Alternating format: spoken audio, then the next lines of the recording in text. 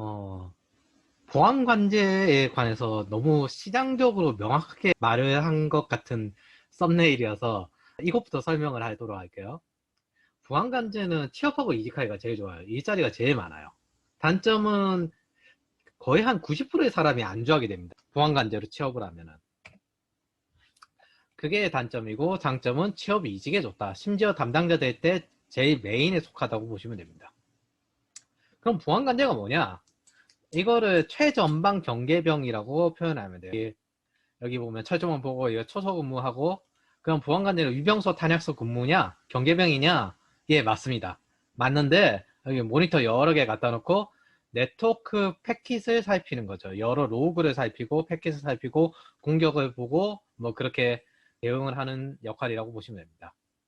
그럼 이제 넓은 의미에서 보면은 사실은 이제 고객사에서 SOC라는 걸 만들어요. SOC 센터라는 걸 만드는데 Security Operating Center, 이게 쉽게 말하면 종합보안상황센터예요.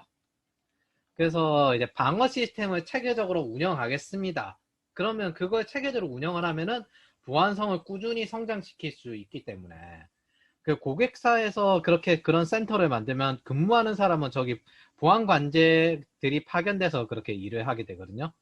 네, 대부분 민간에선 그렇게 하고 뭐 정부 쪽 계통에서는 이제 별도로 이제 서이트 직원들을 따로 두면서 운영을 하는 거죠. 이게 왜 생겼냐면은 처음에 이제 네트워크가 이제 대중화되면서 인터넷이 대중화되면서 뭐 이 디도스라는 공격이 나오니까 오이 야 하나씩 뭔가 막는 장비를 추가를 했어요. 추가를 하다 보니까 뭐시요? 네트워크 관련된 장비가 너무 많아가지고 관리가 안 되잖아. 트래픽이 늘어날수록 이 장비가 점점 늘어나거든요. 지금도 늘어나고 있어요. 그러니까 이거 정말 이 관리가 안 되잖아.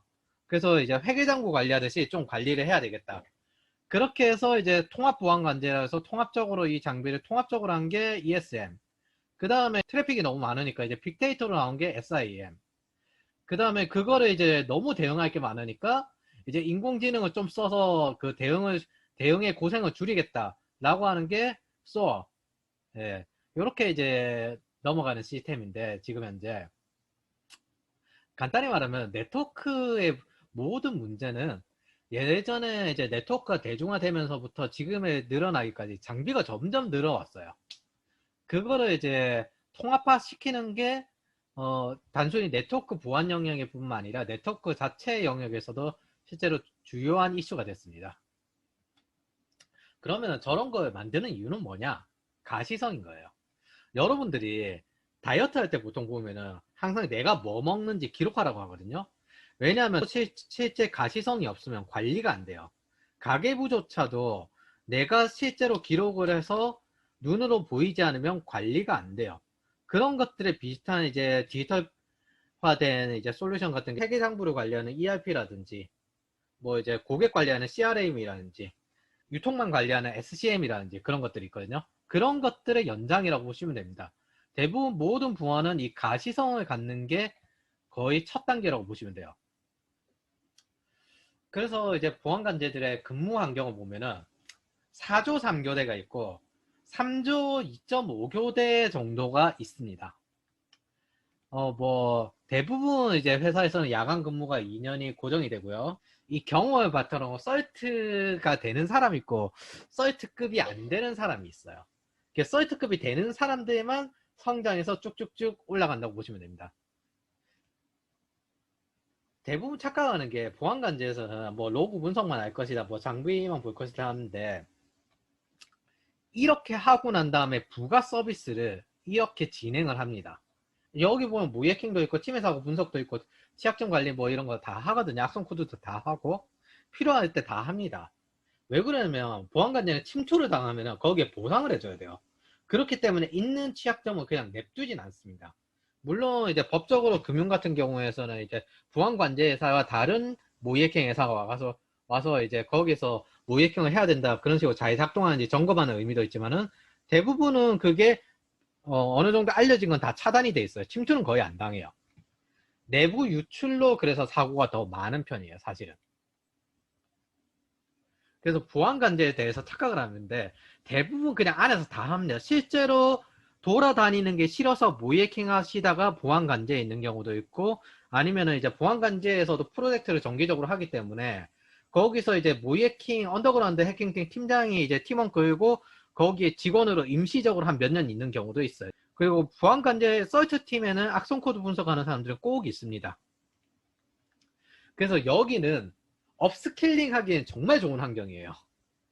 실력 뛰어난 사람들도 실제로 있고, 그 다음에 이제 장비들도 되게 많고, 이거를 악성 코드로 파고들든지 아니면은 모이해킹으로 파고들든지 이런 식으로 내가 리스킬링 하기도 좋고, 환경은 좋으나 안주하기에도 정말 좋은 환경입니다.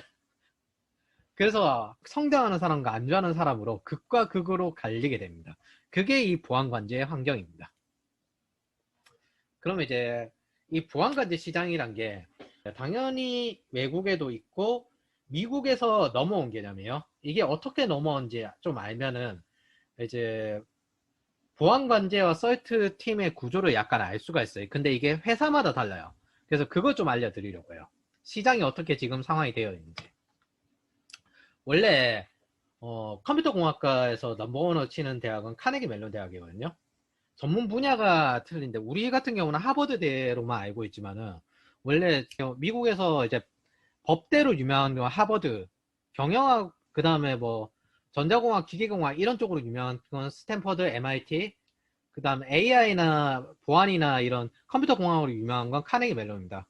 여기서 썰트라는 개념이 시작이 됐어요. 침해 사고 그 긴급 대응팀 개념인데 그 썰트라는 개념이 시작되고 그 다음에 US 썰트, 그 미국 썰트가 만들어지고 난 다음에 전 세계 국가의 썰트로 퍼져 나갔습니다.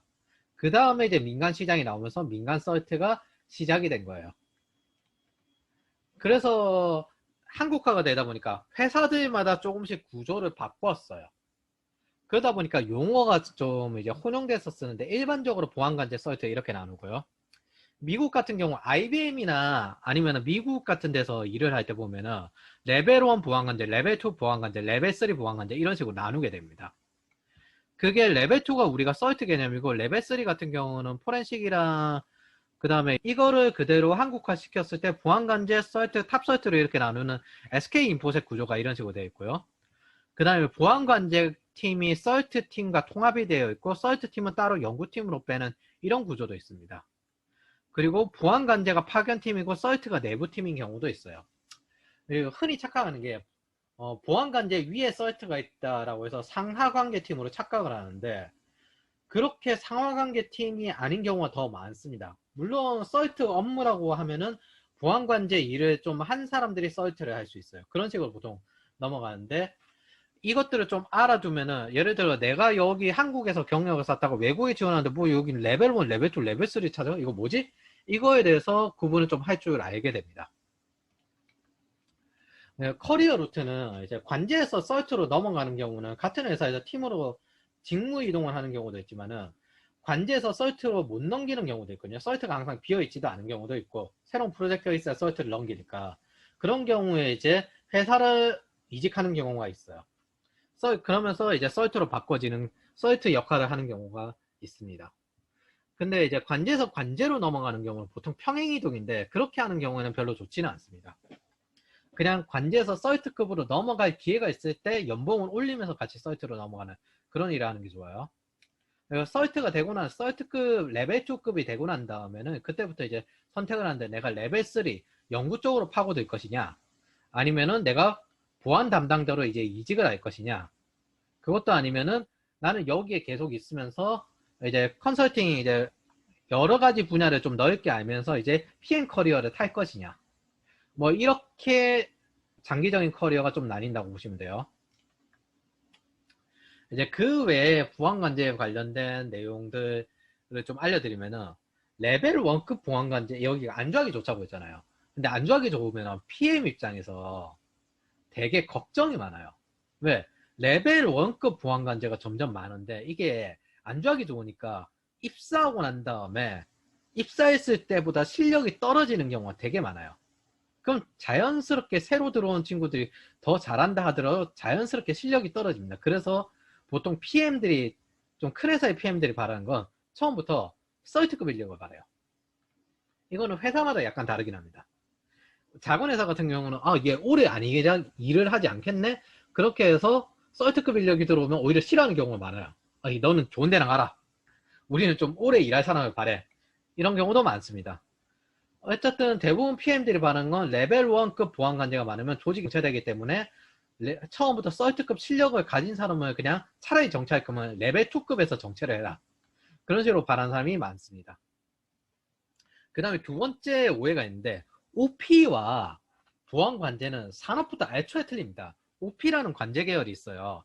네트워크 시스템 OP는 산업부터 아예 달라요. 그리고 옛날에 제가 10년 전에서 7년 전 사이까지는 네트워크나 시스템 OP 같은 경우가 아르바이트였거든요.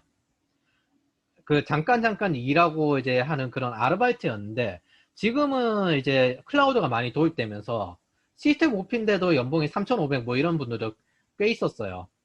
이분들은 뭐냐면 장기적으로는 클라우드 엔지니어로 올라가시는 외국계에서 일하시는 그런 분들이 꽤 있어요. 시장이 바뀌었어요. 그래서 여기에도 실력 있는 사람들은 또 스스로 공부해서 보안관제를 넘어가는 사람들도 있지만 그대로 클라우드 쪽으로 올라가는 사람들도 있습니다. 아마 근데 지방에는 아직까지 이런 OP 시스템이 남아있긴 있을 거예요. 거기는 아직까지 전산질이나 이런 것들도 꽤 많으니까. 그래서 보안관제는 학습하기엔 굉장히 좋은 환경입니다. 업스킬링하기 주변 환경이 굉장히 좋아요. 그 보안관제 시스템에서 경험해보고 거기서 올라가신 분들이나 아니면은 거기서 이제 키사나 이런 쪽에서 계속 근무를 하시고 하는 분들 같은 경우에는 여기는 공부하기는 정말 좋은데 공부를 안 한다. 그 말을 정말 많이 하세요. 그래서 결론은 아무리 좋은 환경이 있어도 아무나 회사를 다니면서 별도로 공부하는 거 아니에요. 실제로 입사하고 난 다음에 실력이 떨어져서 이러다가 큰일 났습니다 하면서 저한테 다시 오는 경우는 실제로 있습니다. 그 다음에 이제 직업병. 이게 야간 근무를 뛰다 보니까 컨디션이 관리가 안 되는 경우가 꽤 많거든요. 그래서 이제 꼭 챙겨야 할 거. 비타민 D와 종합 비타민. 이건 두 개가 시너지 효과가 납니다. 햇빛을 못 받기 때문에 비타민 D를 꼭 챙기고 종합 비타민을 같이 챙기고 그리고 정해진 시간에 밥 먹는 게 피로도에 굉장히 좋아요. 이거는 야간 근무를 굳이 안 한다 하더라도 정해진 시간에 밥을 먹고 운동을 하는 거는 굉장히 컨디션 관리에 좋은 행동입니다. 이렇게 관리를 학생들에게 제가 항상 말해주고요. 직업병으로 손목 문제가 하나 더 생깁니다. 이게 버티컬 마우스라는 게 있어요. 이게 한 10 얼마 하거든요. 이 마우스가 뭐가 좋은지 사용해보기 전에는 몰라요. 그리고 아마 손목이 멀쩡할 때는 사용해봐도 모를 거예요. 근데 내가 물리치료를 받아도 이 손목이 멀쩡하지 않아. 그렇다고 내가 오른손으로 마우스질을 하다가 왼손으로 마우스질을 하니까 너무 불편해. 근데 이 버티컬 마우스를 쓰면 그게 낫습니다. 예. 그래서 개발자들은 키보드를 상당히 중시하지만 사실 보안 전문가는 마우스가 필요한 좋은 마우스가 필요할 때가 실제로 있어요. 그래서 일반 분들이 쓸 때는 이걸 왜 굳이 사야 되나 그 생각을 하는데 보안 관제 하시는 분들이 손목이 나가고 난 다음에 이걸 쓰면은 그때부터 물리치료를 받아도 안 났던 손목이 나아요.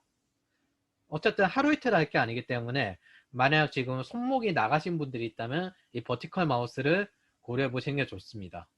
끝으로 이제 보안관제 처음 입사하고 난 다음에 이 일을 계속해야 되냐 말아야 되냐 이런 것들 생각하시는 분들이 많아요. 경계를 모르는 병사가 그 보안관제는 사실 담당자로 해서 구축할 사람 구한다는 할 때 제일 많이 들어가고 뭐 공공기관에 이렇게 이직할 때도 사실 보안관제 하는 사람들이 보안 담당자로 하기가 제일 이상적이거든요. 왜냐하면 이 사람들이 여기에다가 보안 컨설팅에 쓰는 ISMS-P 인증 대응 능력까지 같이 갖춰버리면은 딱 담당자로 정석 커리어이기 때문에 그런 사람들이 이제 한 번도 이제 경계를 모르는 병사가 어떻게 장교 장군이 되냐 저는 이렇게 표현을 했습니다. 결국에 여러분들은 PM이 되든 CISO가 되든 뭐 어느 쪽 커리어를 택해야 될 텐데 이 SOC 센터의 개념을 알아야 제대로 역할을 수행할 수가 있습니다. 이게 모이해킹 다닌 사람이나 보안 컨설팅 다닌 사람들이 처음에 담당자가 됐을 때 잠깐만 내가 네트워크 관련된 보안 솔루션 이런 걸 운영을 해야 되는데 거기서 제일 많이 걸려요. 네트워크 솔루션은 필수적인데 굉장히 많으니까. 그래서 보안관제 경험은 굉장히 좋지만은 여기서 스스로 성장하는 게 제일 중요하다는 거. 그리고 그렇게 성장을 하면은 그걸 기반으로 장교와 장군이 될 수 있다는 거. 그래서 보안관제를 지금 하시는 분들이 사실 이 일을 계속해야 되냐 그 생각을 되게 많이 하는데 굉장히 좋은 경험을 쌓고 있다는 걸 기억하시면 되겠습니다. 그러니까 기술적인 다양성을 가지기 위해서 별도로 법적인 부분과 그 다음에 모의행정적인 부분 이런 부분을 따로 공부하시길 바랍니다.